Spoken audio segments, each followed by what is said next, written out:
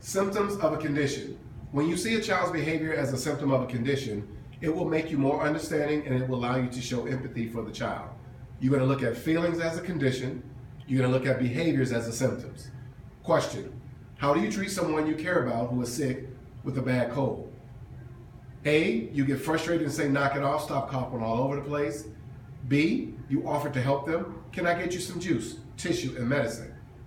Or C, you say, wow, it must be really tough to go through all of that. Or D, both B and C. Some children come to your classroom carrying an invisible backpack, and what they want you to know is, you don't know we're carrying these backpacks, you may become very confused by our behaviors.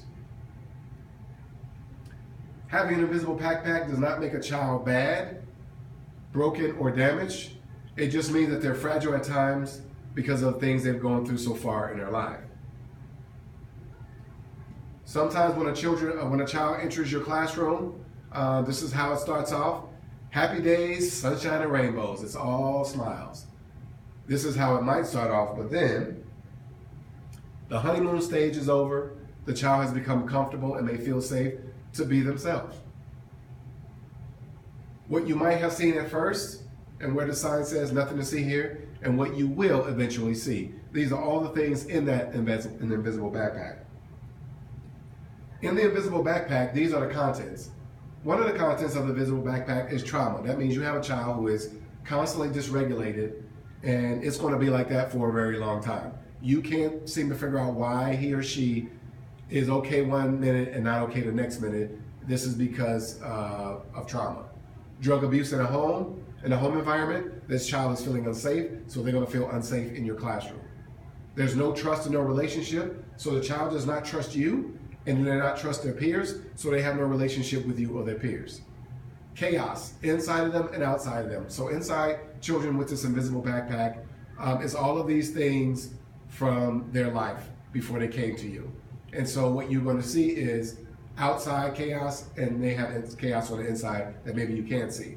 In the backpack, they also have needs, and these needs are not being met. They have wants, and they feel these wants are unattainable. Like, who would actually give me what I want? Again, thoughts and beliefs. They have thoughts about themselves, and they have thoughts about you.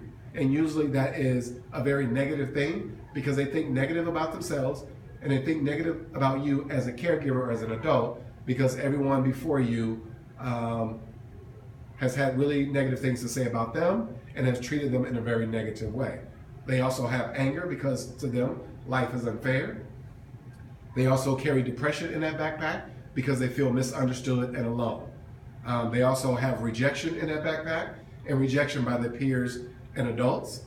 And there also is hopelessness in that backpack. No one would ever love me. And for a child with this invisible backpack, they figure, who could love someone with all of these things in their backpack?